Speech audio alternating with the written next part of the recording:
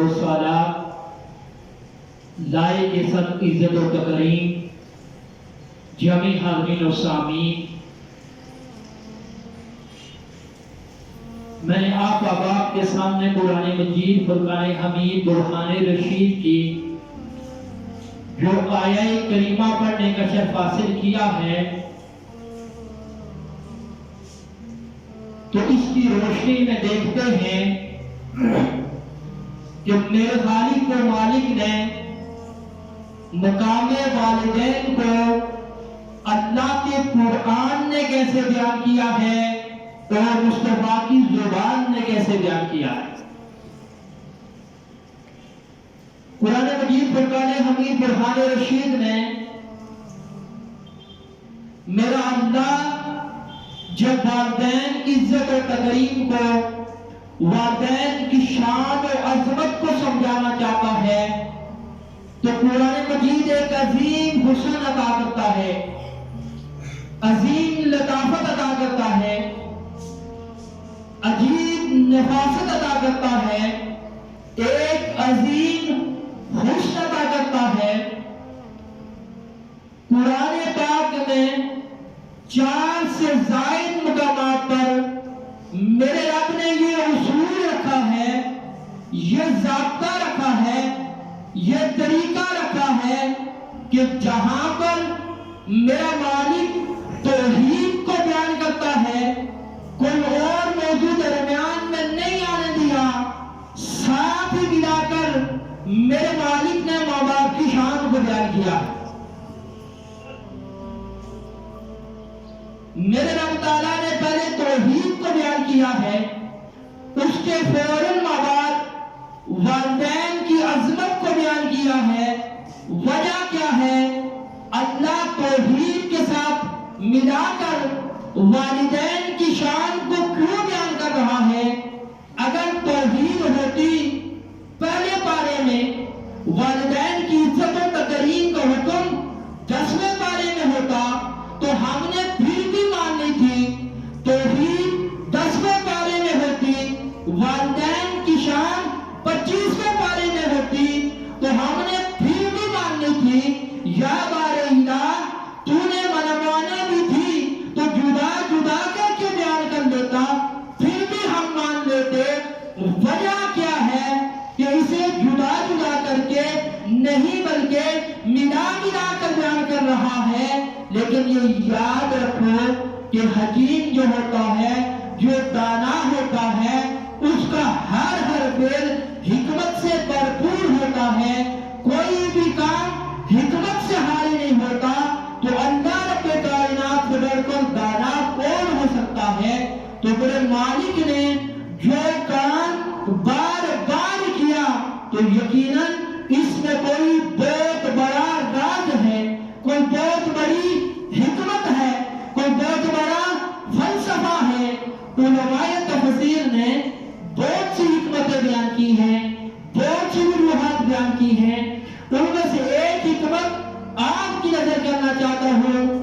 بے شمار وجوہات میں سے پہلی جو کمال کی وجہ، کمال کا جو حکمت کا موتی جو میں آپ کو سپرد کرنے جا رہا ہوں، علماء تفسیر فرماتے ہیں کہ انسان کے پلے 2 چیزیں ہیں، ایک ہے انسان کا عقیدہ اور دوسرا ہے اس کا عمل۔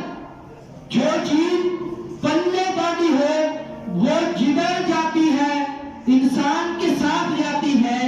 اللہ نہ کرے کل ہم میں سے کوئی مر جائے تو کوئی بھی چیز ساتھ لے کر نہیں جائے گا، ہر چیز نہیں، لیکن جتنا بھی بڑا ہو مرے گا تو یا تیرے ساتھ 2 ہی چیزیں جائیں گی، یا تیرا عقیدہ جائے گا یا تیرا عمل جائے گا۔ تو اللہ نے توحید کے ساتھ ماں باپ کی خدمت کو کیوں ملایا؟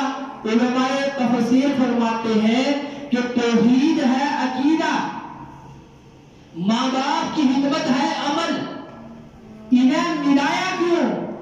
فرمایا ملایا اس لیے کہ سارے عقیدوں کی جان اللہ نے توحید کو بنایا ہے اور ماں باپ کی خدمت کو ساتھ اس لیے ملایا کہ سارے عملوں کی جان اللہ رب کائنات نے والدین کی خدمت کو بنایا. یعنی سارے عقیدوں کا نچوڑ توحید ہے، سارے اعمال کا نچوڑ والدین کی خدمت ہے. اب آپ دیکھیں کہ آپ گرمیوں میں شکرنبین بناتے ہیں تو جب لیموں کو نچوڑتے ہیں تو اس میں سے جو رس ہوتا ہے وہ نکل جاتا ہے اور جو پھوگ ہوتا ہے اسے سائڈ پہ کر دیتے ہیں، وہ کسی کام کا نہیں رہتا. پھوگ کی قیمت تب ہوتی ہے جب اس میں نچوڑ موجود ہو، جب اس میں وہ رس موجود ہو، بلا تشبیہ اور بلا تمثیل سارے عقیدوں کا نچوڑ توحید. اب کوئی بندہ یہ کہے کہ میں قیامت کو مانتا ہوں، میں حشر نشر کو مانتا ہوں، میں دوزخ کو مانتا ہوں، میں جنت کو مانتا ہوں، بس اللہ کو نہیں مانتا، تو مسلمان ہو جائے گا؟ تو یقیناً ہر چیز وہ مسلمان نہیں ہو سکتا، کیونکہ سارے عقیدوں کا نچوڑ توحید ہے.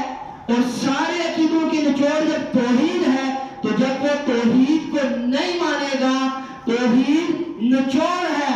باقی اگر توحید کو نہیں مانتا تو اس کے سارے جو عقائد ہیں وہ پھوگ ہیں، وہ کسی کام کی نہیں. اور پھوگ کی اپنی کوئی قیمت نہیں ہوتی. پھوگ کی قیمت تب پڑتی ہے جب نچوڑ اس میں موجود ہو. بالکل اسی طرح عقیدوں کا نچوڑ توحید، سارے عملوں کا نچوڑ ماں باپ کی خدمت. اور میں رسول اللہ کے فرمان کا سہارا لے کر آپ کو یہ پیغام دے رہا ہوں کہ ماں باپ کی خدمت ہے نچوڑ. اگر ماں باپ راضی نہیں تو تیری نماز بھی ہے پھوگ، تیرا روزہ بھی ہے پھوگ، تیرا حج بھی ہے پھوگ، تیرا عمرہ بھی ہے پھوگ. ان کی کوئی قیمت نہیں. پھوگ کی قیمت تب ہوتی ہے جب اس میں نچوڑ موجود ہو. اگر تیرا دل ہے، تیری نمازیں بھی قیمتی ہو جائیں، تیرے روزے بھی قیمتی ہو جائیں، تیرے حج بھی قیمتی ہو جائے، تیرا زکوٰۃ بھی قیمتی ہو جائے، تیرے صدقات بھی قیمتی ہو جائیں، تو نسخہ لے کر جائیں، ماں باپ کو راضی کر لے، تیرا سجدہ بھی قیمتی ہو جائے گا، تیرا روزہ بھی قیمتی ہو جائے گا. لیکن اگر ماں راضی نہیں، باپ راضی نہیں، میں خطابت کا جملہ نہیں، مصطفیٰ کا فرمان سنانے جا رہا ہوں، آقا کا کلام پیش کر رہا ہوں، تیری نماز کسی کام کی نہیں، تیرا روزہ بھی پھوگ ہے. اس لیے کہ جب نچوڑ نہ ہو تو پیچھے پھوگ کی کوئی قیمت باقی نہیں رہتی. تیری میری نماز کیا؟ اللہ رب کائنات نے ان لوگوں کی نمازوں کی قیمت نہیں ڈالتا جنہوں نے رسول خدا کے پیچھے نمازیں پڑھی ہیں. اگر ماں باپ راضی نہ ہوں تو ان کی نمازیں بھی ضائع ہونے کا خطرہ ہے.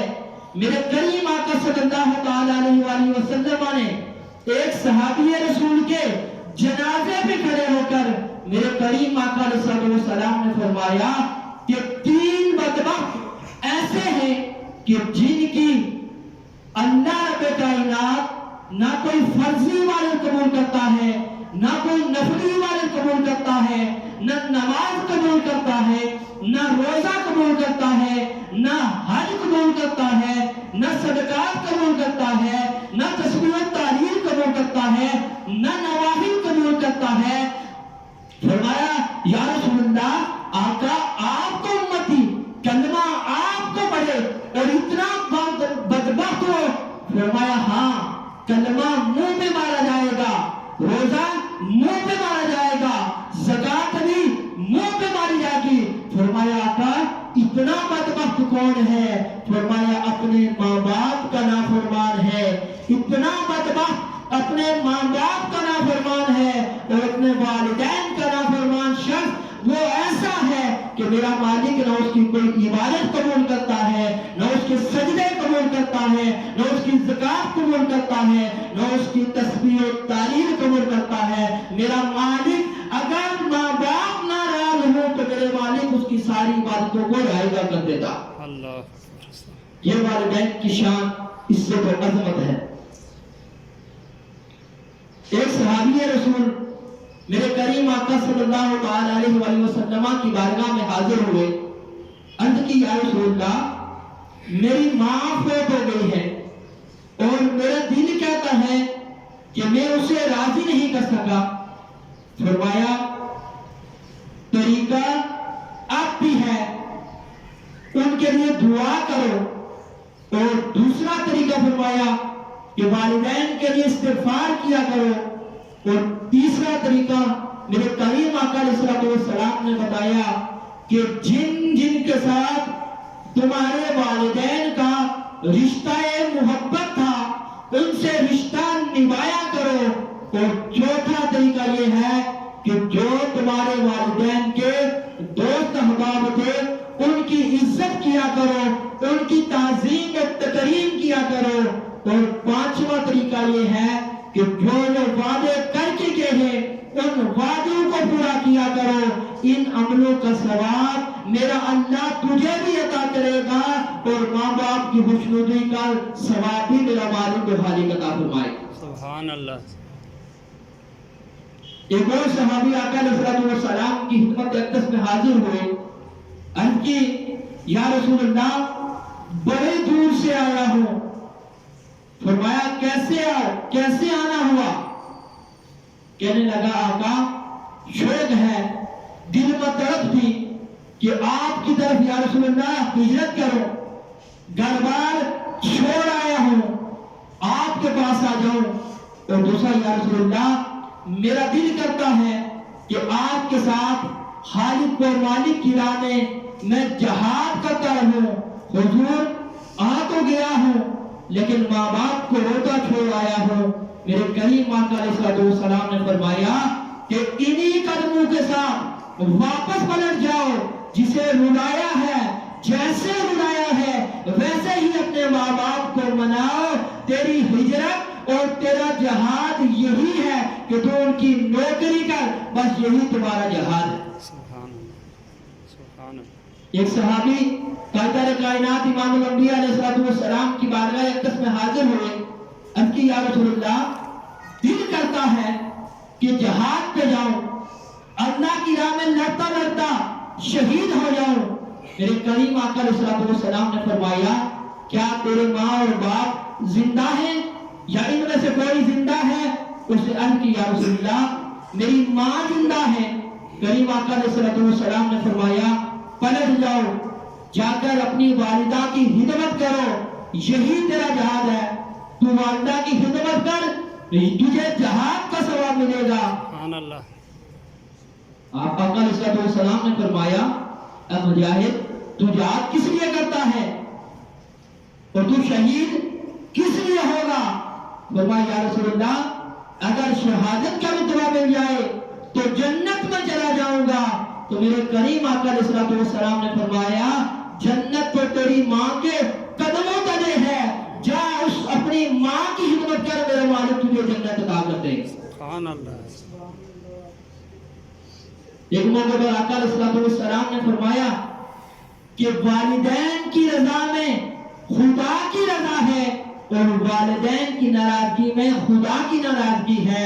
اور فرمایا کہ جس کے ساتھ اس کی ماں راضی ہو گئی, جس کے ساتھ اس کا باپ راضی ہو گیا, اس کے ساتھ رب العالمین بھی راضی ہو گیا. تو جس کے ساتھ اس کی ماں ناراض ہوئی, جس کے ساتھ اس کا باپ ناراض ہوا, میرے خالق و مالک کے معبود نے فرمایا کہ اس سے رب تعالیٰ ناراض ہو گئے. اللہ اکبر. نبی پاک علیہ السلام نے فرمایا کہ یہ جو ماں باپ ہیں یہ دنیا کا کوئی عام تحفہ نہیں بلکہ یہ اتنی بڑی شانوں والے ہیں کہ میرے آقا علیہ السلام نے فرمایا کہ جب ماں باپ دعا کرتے ہیں تو ماں باپ کی دعا اولاد کی حق میں اس قدر درجہ قبولیت رکھتی ہے, فرمایا سمجھ لو تمہارے لیے اللہ کا نبی دعا کر رہا. سبحان اللہ. سبحان عرض کی حضور یا رسول اللہ اگر ماں باپ گناہگار ہوں, فرمایا اگر ظالم ہی کیوں نہ ہو پھر بھی ان کی دعا اولاد کی حق میں نبی کی دعا جیسا درجہ رکھتی ہے. سبحان اللہ. میرے کریم آقا علیہ السلام نے فرمایا کہ اگر ماں باپ دنیا سے چل بسیں پھر بھی ان کا حق انسان پر باقی رہتا ہے۔ ایک صحابی نے عرض کی یا رسول اللہ میری والدہ فوت ہو گئی ہیں، کیا اب بھی ان کا مجھ پر کوئی حق ہے؟ تو میرے آقا علیہ السلام نے فرمایا تو کیا سمجھتا ہے؟ کہنے لگا یا رسول اللہ حضور ماں بوڑھی ہو گئی تھی، میں اس کو ہاتھوں سے پانی پلاتا تھا، اماں ہاتھ نہیں اٹھا سکتی تھی، میں ہاتھوں سے نوالے بنا بنا کے اسے کھلاتا تھا، یہاں تک کہ آقا جب اسے باہر جانے کی ضرورت پیش آتی میں اپنے کندھوں پر بٹھا کر اسے لے جاتا۔ پھر یا رسول اللہ میں ماں کو کعبے تک لے گیا اور اپنے کندھوں پر بٹھا کر میں نے اسے طواف بھی کرایا، یا رسول اللہ کیا میں نے اپنے ماں کا بدلہ چکا دیا ہے؟ میرے کریم آقا علیہ السلام نے فرمایا تو بولے انسان ابھی تو اپنی ماں کے ایک احسان کا بدلہ بھی نہیں چکا سکا۔ سبحان اللہ۔ یہ والدین کی شان ہے۔ اللہ کے پیارے نبی جناب سیدنا موسیٰ علیہ السلام ایک دن بیٹھے تھے، کلیم اللہ ہیں، اللہ سے ہم کلام ہوئے، کہنے لگے اے بارے الہ، اے میرے پیارے اللہ، میرا دل کرتا ہے کہ میں دنیا میں اس شخص کے ساتھ ملاقات کروں کہ جس کو تو جنت میں میرا ساتھی بنائے گا۔ میرے کریم آقا علیہ السلام کے رب تعالیٰ نے فرمایا اچھا فلاں دن نکلنا، فلاں جنگل میں چلے جانا، ایسے ایسے حلیے کا آدمی ہے وہ وہاں پر بکریاں چرا رہا ہوگا، اے موسیٰ وہ تیرے جنت کا ساتھی ہوگا۔ حضرت موسیٰ علیہ السلام بڑے حیران ہوئے، بڑے پریشان ہوئے کہ نہ کوئی عالم ہے، نہ کوئی فاضل ہے، نہ کوئی غوث ہے، نہ کتب ہے، نہ ابدال ہے، ایک بکریاں چرانے والا، ایک چرواہا، رب نے اسے جنت میں میرا ساتھی بنا دیا۔ کہا جا کے دیکھو کہ وہ ایسا کون سا عمل کرتا ہے۔ تو موسیٰ علیہ السلام تشریف لے گئے، جا کے دیکھا کہ اس کے ہاتھ میں ایک لکڑی ہے اور اس کے ساتھ کبھی بکریوں کو ایک طرف آنکتا ہے، کبھی دوسری طرف آنکتا ہے، کبھی بکریوں کے پیچھے بھاگتا ہے۔ موسیٰ علیہ السلام حیران ہوئے کہ نہ اللہ اکبر کی صدائیں ہیں، نہ ہو کی ضربیں ہیں، نہ تسبیح تعلیم ہے، نہ سجدے ہیں، نہ کوئی اور عمل ہے، عجیب تماشا ہے۔ بغیر دل کو وظائف کے اس مقام پر جب کوئی بات نظر نہ آئی تو موسیٰ علیہ السلام کلیم اللہ علیہ السلام کو شام ہو گئی۔ جب چرواہا گھر جانے لگا تو کہا یار اگر تو اجازت دے تو میں تیرے ساتھ چلوں۔ وہ کہنے لگا ضرور چلیے۔ جب گھر پہنچے تو کہا موسیٰ علیہ السلام میں غور کرتا ہوں کہ یہ کیا عمل کرتا ہے۔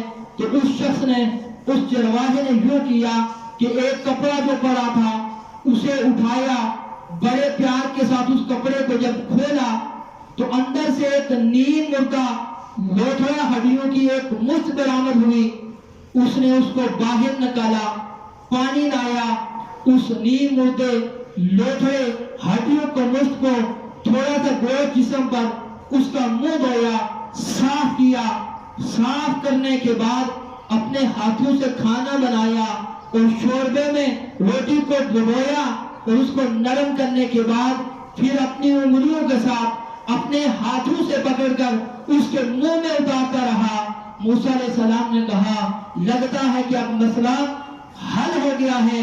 جب وہ قریب آگے، جب وہ نوالا منہ میں ڈالتا، اس کمزور جسم کے ہونٹوں سے ایک ہی آواز آتی کہ بیٹا اللہ رب کائنات تجھ پر رحم فرمائے، میرے بیٹے اللہ تجھے موسیٰ کلیم اللہ کا جنت میں ساتھی بنا دے۔ سبحان اللہ۔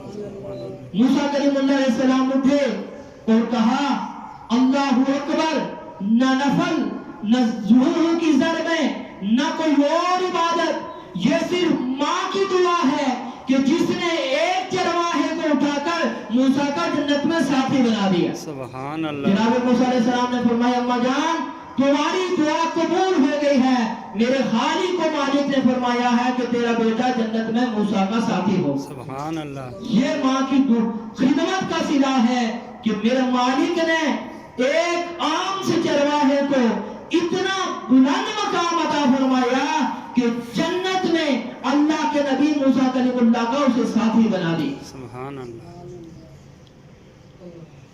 میرے کریم آقا علیہ السلام نے فرمایا کہ جس مسلمان نے نیکی کی نیت سے ماں باپ کا چہرہ دیکھا تو اسے حج مقبول کا ثواب ملے گا، سبحان اللہ۔ اسے مقبول عمرے کا ثواب ملے گا۔ 80,000 چکر کوئی کعبۃ اللہ کے لگا لے،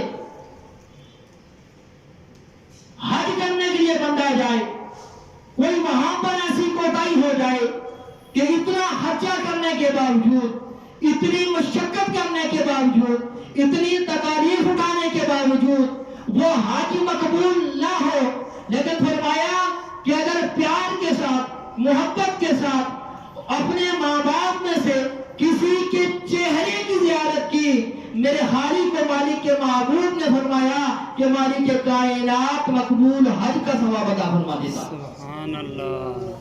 صحابہ کرام نے عرض کی یا رسول اللہ اگر ماں باپ کو دن میں 100 مرتبہ دیکھیں تو فرمایا میرا رب 100 حجوں کا ثواب عطا فرمائے گا۔ عرض کی یا رسول اللہ اگر 1000 مرتبہ دیکھے فرمایا میرا مالک 1000 حج کا ثواب عطا کیا کرے گا۔ عرض کی اگر 1,00,000 مرتبہ دیکھے فرمایا 1,00,000 تو نیچے ہے، اگر اس سے زیادہ نظریں ڈالے تو میرا رب اس سے بھی زیادہ عطا فرما دے گا۔ سبحان اللہ۔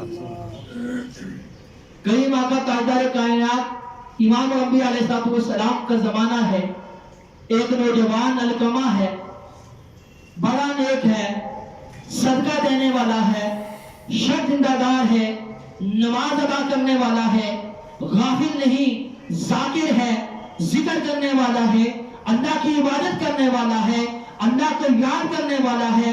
موت کا وقت آیا، جان لبوں پر آ کر اٹک گئی، روح اندر ہی اٹک رہی ہے، سکرات لگ گئی لیکن جان نہیں نکل رہی۔ پھر بیوی وفادار ہو تو وہ روتی ہے، وہ روئی کہ میرا خاوند اس حالت میں ہے کہ اس کی جان نہیں نکل رہی۔ کوئی اللہ کے محبوب کو خبر کرے، کوئی آقا علیہ السلام کو خبر کرے۔ میرے کریم آقا علیہ السلام کو خبر ہوئی، میرے کریم آقا نے فرمایا بلال جاؤ، عمار جاؤ، علی جاؤ اور جا کے میری طرف سے بولو کہ کلمہ پڑھو۔ جب صحابہ کرام گئے اور فرمایا کہ اللہ کے محبوب فرما رہے ہیں اے علقمہ کلمہ پڑھو، ہمیں نبی نے بھیجا ہے، ہم رسول اللہ کے نمائندے ہیں، لیکن وہ کوشش کے باوجود جان نہیں نکل رہی۔ صحابہ پلٹ کر واپس آقا علیہ السلام کے پاس آئے، فرمایا یا رسول اللہ اس کی جان نہیں نکل رہی۔ آقا علیہ السلام نے فرمایا کہ کیا اس بندے کی والدین زندہ ہیں؟ فرمایا یا رسول اللہ اس کی ماں زندہ ہے۔ عرض کی حضور زندہ ہے؟ فرمایا اسے کہو کہ میرے پاس آئے یا میں اس کے پاس جاتا ہوں۔ بڑھیا حاضر ہوئی، فرمایا بی بی علقمہ تیرا بیٹا ہے؟ فرمایا جی یا رسول اللہ علقمہ میرا بیٹا ہے۔ فرمایا اس کا کیا حال تھا؟ علقمہ تیرا بیٹا تھا، اس کا کیا حال ہے؟ عرض کی یا رسول اللہ آپ جانتے ہیں نمازیں پڑھتا تھا، قضا نہیں کرتا تھا، زکوٰۃ ادا کرتا تھا، باقی سارے معاملات ٹھیک تھے، لیکن آقا صرف جب بیوی کا مسئلہ آتا تھا تو بیوی کو ہمیشہ مجھ پر ترجیح دیتا تھا، مجھ پر فوقیت دیتا تھا، بیوی کے مقابلے میں میرے ساتھ برا سلوک کرتا تھا۔ یا رسول اللہ یہاں تک کہ میرا دل تو کیا ہے، میں اس کو چھوڑ کر جھوپڑی میں علیحدہ ہو گئی ہوں۔ وہ دن اور آج کا دن میں نے علقمہ کا چہرہ نہیں دیکھا، میں علقمہ سے نہیں ملایا۔ میرے نبی نے فرمایا بی بی بات سمجھ آ گئی، فرمایا بلال جاؤ، عمار جاؤ، علی جاؤ، لکڑیاں جمع کرو، لکڑیوں کا ڈھیر لگاؤ۔ جب لکڑیاں جمع ہو گئیں، بی بی نے نبی کریم علیہ السلام سے پوچھا کہ میرے آقا یہ لکڑیاں کیوں جمع ہو رہی ہیں؟ فرمایا میں آگ لگاؤں گا اور تیرے بیٹے کو اس آگ میں جلاؤں گا، کیونکہ ماں جس سے ناراض ہوگی اسے کلمہ نصیب نہیں ہو سکتا، اس کا ایمان برباد ہو جاتا ہے، اس کا کوئی بھی عمل رب کی بارگاہ میں مقبول نہیں ہوتا، چاہے وہ میرا صحابی ہی کیوں نہ ہو، مدینے کا رہنے والا ہی کیوں نہ ہو۔ تیرا نافرمان ہے تو رب کا نافرمان ہے، اس لیے اس کی زبان پر کلمہ نہیں آئے گا۔ تیری نافرمانی حجاب بن گئی ہے، زبان گم ہو گئی ہے، زبان رک گئی ہے، تو راضی ہوگی تو زبان کھلے گی، ورنہ قیامت تک اس کی زبان بند رہے گی۔ اللہ اکبر۔ پھر ماں ہوتی ہے، بی بی کی راہ نکل گئی، عرض کی یا رسول اللہ ماں ہوں، میرا بیٹا تھا، میرا نافرمان تھا، یا رسول اللہ لیکن آپ گواہ ہو جائیں میں نے اپنے بیٹے کو معاف کیا۔ سبحان اللہ، سبحان اللہ۔ صحابہ گئے، جا کر کہا مبارک ہو الکما تیری ماں تجھ سے راضی ہو گئی ہے، تو اس کی زبان پر فوراً کلمہ جاری ہو۔ سبحان اللہ۔ پھر میرے کریم آقا علیہ السلام نے فرمایا اسے نہلاؤ، اسے غسل دو، اسے غسل دیا گیا، کریم آقا نے نماز جنازہ پڑھایا، پھر میرے آقا نے فرمایا کہ اے دنیا والو سن لو کہ جس نے اپنی بیوی کو ماں پر ترجیح دی اس پر اللہ کی، اس کے فرشتوں کی اور قیامت تک آنے والے تمام لوگوں کی لعنت ہے۔ اللہ اکبر۔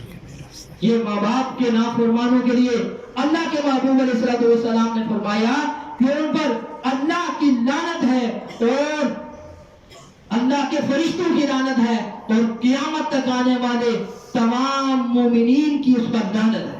اللہ اکبر۔ ایک روایت میں آتا ہے کہ اگر کسی شخص کے حق میں 40 ولی بد دعا کریں تو ایک ولی کو نگاہ ولی میں وہ تاثیر دیکھی، بدلتی ہزاروں کی تقدیر دیکھی۔ ایک ولی کو اللہ تعالیٰ نے اتنی قوت و طاقت عطا کی ہوتی ہے کہ وہ زمین کے نظام کو درم برم کر کے رکھ دیتا ہے۔ فرمایا کہ اگر کسی شخص کے حق میں 40 ولی بد دعا کریں اور اس کی ماں اس کے حق میں دعا کرے تو اللہ 40 ولیوں کی جو بد دعا ہوگی میرا مالک اسے رد فرما دے گا اور اولاد کی حق میں ماں کی دعا کو میرا مالک قبولیت عطا فرما دے گا۔ سبحان اللہ، سبحان اللہ۔ حضرت مالک بن دینار فرماتے ہیں کہ میں حج کرنے گیا، فرمایا اس سال حج کے دوران بڑا رش تھا، لاکھوں لوگ آئے، تو میں نے عرض کی مولا سب کا قبول ہوا ہے یا کوئی رہ بھی گیا ہے؟ تو فرماتے ہیں مجھے خواب کی حالت میں آواز آئی اور بتایا گیا کہ لاکھوں کا قبول ہو گیا ہے لیکن محمد بن ہارون بلہی کا حج میری بارگاہ میں قبول نہیں ہوا۔ فرماتے ہیں میں صبح اٹھا اور محمد بن ہارون کو تلاش کرنا شروع کر دیا اور ان کے بارے میں پوچھا تو لوگ کہنے لگے وہ تو بڑا متقی ہے، بڑا پرہیزگار ہے۔ میں نے کہا مالک بن دینار فرماتے ہیں کہ میں نے کہا کہ مجھے خواب میں یہ بتایا گیا ہے کہ سارے جتنے لوگ بھی حج کے لیے آئے تھے سب کے حج اللہ کی بارگاہ میں مقبول ہو گئے ہیں، لیکن اس کا حج اللہ کی بارگاہ میں مردود ہو گیا ہے، اس کا حج رب کی بارگاہ میں اس کا حج قبول نہیں ہوا، تو لوگ اس کی تعریفیں کر رہے ہیں۔ میں نے کہا کس طرح کا نیک لوگ؟ کہنے لگے کہ جو 20واں تو وہ حج کرنے آیا ہے، ساری رات لوگ سوتے ہیں، وہ رب کی بارگاہ میں جھکتا ہے، نوافل پڑھتا ہے، دن کو روزہ رکھتا ہے، بہت مالدار تھا پر ہر چیز اس نے اللہ کی راہ میں حیران کر دی۔ میں نے کہا کہاں ہے؟ مالک بن دینار فرماتے ہیں میں نے پوچھا وہ شخص کہاں ہے؟ فرمایا پہاڑ کے نیچے خیمہ لگایا ہے، وہاں پر اللہ کی ضربیں لگا رہا ہے۔ سبحان حضرت مالک بن دینار فرماتے ہیں میں وہاں پر پہنچا، مصلی پر بیٹھا تھا، سلام پھیرا، میں نے سلام کہا، پوچھا آپ محمد بن ہارون بلہی ہیں؟ تو آگے اتنا بڑا کام شخص تھا، آگے وہ کہنے لگا آپ مالک بن دینار ہیں؟ مالک بن دینار فرماتے میں نے کہا اس نے بغیر بتائے میرا نام بھی جان لیا۔ فرماتے میں نے کہا ہاں میں مالک بن دینار ہوں۔ کہنے لگا کیسے آئے ہو؟ میں نے کہا بس ملنے آیا ہوں۔ کہنے لگا نہیں، ہارون بلحی کہنے لگا نہیں، جس کام کے لیے آئے ہو وہ بتاؤ۔ میں نے کہا بس ملنے آیا ہوں۔ وہ رو پڑا اور کہا کہ اے مالک بن دینار آپ کو ہار آئی ہوگی کہ میرا حج مقبول نہیں ہوا۔ کہنے لگے مالک بن دینار کہنے لگے میرے رونگٹے کھڑے ہو گئے، میرے جسم پر کپ کپی تاری ہو گئی کہ اتنا بھی اسے پتا ہے۔ میں نے اسے کہا تجھے کیسے پتا چلا کہ مجھے ہار آئی ہے؟ کہنے لگا مالک بن دینار مجھے 24 سال ہوئے ہیں، میں اس بے نیاز رب کے گھر کا طواف کرتا ہوں، حجر اسود کو بوسے لیتا ہوں، مقام ابراہیم پر نفل پڑھتا ہوں، صفا و مروہ کی سعی کرتا ہوں، پر 24 سال بیت گئے ہیں۔ جب میں طواف وداع کرنے آتا ہوں تو کوئی نہ کوئی اللہ کا ولی آ کر کہتا ہے کہ تیرا حج رب کی بارگاہ میں قبول نہیں ہوا۔ مالک بن دینار فرماتے ہیں کہ میں اس کے قریب بیٹھ گیا، گھٹنے پر ہاتھ رکھا، اس کے چہرے پر عبادت کے نشانات نمایاں نظر آ رہے تھے۔ میں نے کہا پھر تیرا حج قبول کیوں نہیں ہوتا؟ کہنے لگا اے مالک بن دینار یہ بات مت پوچھئے، اگر آپ کو پتا چل گیا تو آپ مجھ سے نفرت کرنے لگیں گے۔ کہنے لگا نہیں بتا۔ کہنے لگا اس لیے قبول نہیں ہوتا کہ میں اپنی ماں کا نافرمان تھا۔ کہنے لگا کیا ہوا؟ کہنے لگا اللہ رب کائنات نے بڑا مال و دولت عطا کیا تھا، زمینیں جائیدادیں دی ہوئی تھی، میں عیاش ہو گیا تھا، میں اللہ کے مال کو ناجائز جگہوں پر خرچ کرنے لگا۔ ماں مجھے سمجھاتی بیٹا ایسا نہ کر۔ فرمایا رمضان کا مہینہ عصر کے بعد ماں تندور میں روٹیاں لگا رہی تھی، میں گھر آیا شراب کے نشے میں مست تھا، کہا ماں روٹی دے۔ ماں کہنے لگی شرم کر بیٹا، رمضان کا مقدس ماہ ہے تو روزہ نہیں رکھا، اگر تو نے تو جنہوں نے رکھا ہے ان کا تو خیال کر۔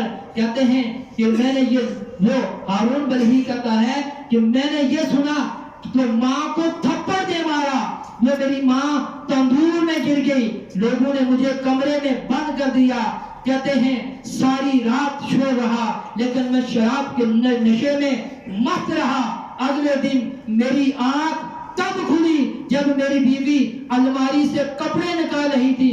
میں نے کہا کہاں کا ارادہ ہے، کہاں جانے لگی ہو؟ کہنے لگی میں کہ جا رہی ہوں، میں ماں کے قاتل کے ساتھ وقت نہیں گزار سکتی۔ اس نے کہا ماں قتل ہو گئی؟ کہا ہاں، 8-9 مہینے تجھے پیٹ میں رکھنے والی اور تجھے چھاتی کا دودھ پلانے والی تیرے ہاتھوں سے قتل ہو گئی ہے۔ کہاں کدھر ہے؟ کہا میری ماں کی میت کدھر ہے؟ کہا اسے دفنایا جا چکا ہے۔ کہا بتایا کیوں نہیں؟ فرمایا تو شراب کے نشے میں مست تھا اور تیری ماں مرتے وقت یہ نصیحت کر گئی تھی کہ میرے بیٹے کو میرا منہ بھی نہ دکھانا، میں اسے میرے جنازے کے قریب بھی نہ آنے دینا۔ میں اسی وقت اٹھا جس ہاتھ سے ماں کو مارا تھا، میں نے تلوار لی اور میں نے اپنا وہ ہاتھ کاٹ ڈالا۔ میں جائیدادیں، گھوڑے، مکانات وغیرہ سب کچھ اللہ کی بارگاہ میں خیرات کر دیے۔ اس کے بعد ساری رات نفل پڑھتا ہوں، سارا دن روزے کی حالت میں ہوتا ہوں، ہر سال حج کرتا ہوں، مگر عرش کا مالک مجھے معاف نہیں کرتا۔ حضرت مالک بن دینار کہتے ہیں کہ میں نے جب یہ بات سنی تو میں نے بھی اسے ایک زور کا تھپڑ دے مارا اور کہا کہ اے بدبخت، تو اسی قابل ہے کہ تجھے معاف نہ کیا جائے، تجھے کبھی بھی معافی نہیں ملے گا۔ کہتے ہیں مالک بن دینار کہتے ہیں میں روتا ہوا تڑپتا ہوا واپس آیا، رات کو سویا، آنکھ لگی تو کملی والے آقا کا دیدار نصیب ہوا۔ میرے کریم آقا علیہ السلام نے فرمایا مالک تو کیوں لوگوں کو اللہ کی رحمت سے مایوس کرایا ہے۔ میں نے کہا حضور اتنا بڑا قاتل، اتنا بڑا ماں کا نافرمان، اپنی سگی ماں کا قاتل، حضور اسے کیسے معافی ملے گی؟ تو فرمایا مالک بن دینار اس کی ماں کی وجہ سے میرا مالک اس سے معافی عطا کرے گا۔ فرمایا حضور کیسے؟ فرمایا اس کی ماں قیامت کے دن اللہ کے بارگاہ میں اس کے خلاف مقدمہ لے کر حاضر ہوگی، کہے گی اے مالک پوچھ اس سے میرا جرم کیا تھا، مجھے کیوں جلا کر مارا؟ تو اللہ اس کی بات سنے گا اور فرمائے گا اٹھاؤ اس کے بیٹے کو، اٹھا کر جہنم میں لے جاؤ۔ آقا علیہ السلام نے فرمایا کہ جب فرشتے زنجیریں ڈال کر گھسیٹ کر اسے دوزخ میں لے جائیں گے تو پلٹ کر وہ ماں کی طرف دیکھے گا، پھر جب دوزخ کے قریب پہنچے گا تو کہے گا اماں جی مجھے جلائیں گے، مجھے سخت سزا دیں گے، مجھے تکلیف ہوگی۔ اے ماں زندگی میں کانٹا لگتا تھا تو تو برداشت نہیں کر سکتی تھی۔ میرے مصطفیٰ فرمانے لگے وہ ماں جسے جلا کر مار دیا تھا تڑپ جائے گی، وہ بول پڑے گی اور کہے گی اے اللہ میں نے اسے معاف کر دیا، اے میرے خالق و مالک تو بھی اسے معاف فرما دے۔ سبحان اللہ۔ اس نے تو جلا کر مار دیا، تو کیوں جلنے نہیں دیتی؟ کہے گی مولا میں تو ماں ہوں، ماں کیسے اپنے بیٹے کو جلنے دے گی؟ میرے محبوب فرمانے لگے مالک اللہ اسے اس کی ماں کی وجہ سے معاف فرما دے گا۔ سبحان اللہ، سبحان اللہ۔ یہ ہے والدین کی عزت، ماں کی شان، باپ کا مقام۔ والدین کی عزت، شان اور عظمت اور ان کا مرتبہ پوچھنا ہے تو ان لوگوں سے پوچھیں کہ جو گھر میں جاتے ہیں تو ماں کا سایہ نصیب نہیں ہوتا، باپ کا سایہ نصیب نہیں ہوتا۔ ان لوگوں سے پوچھیں کہ یہ اللہ کی کتنی بڑی دولت ہے، یہ اللہ کا کتنا بڑا انعام ہے۔ جن لوگوں کے والدین زندہ ہیں ان کی خدمت کریں، انہیں راضی کریں۔ میرا خالق و مالک کے معبود نے فرمایا کہ جس سے والدین راضی ہو گئے اس سے خدا راضی ہو جاتا ہے، اور جس سے والدین ناراض ہو گئے اس سے میرا خالق و مالک ناراض ہو جاتا ہے۔ اللہ رب کائنات ہم سب کو اپنے والدین کی صحیح معنوں میں حقیقی خدمت کرنے کی توفیق عطا فرمائے۔ جن احباب نے سنتیں نہیں ادا فرمائی صفوں کو دو فرما لے، پھر سنتیں ادا فرمائے۔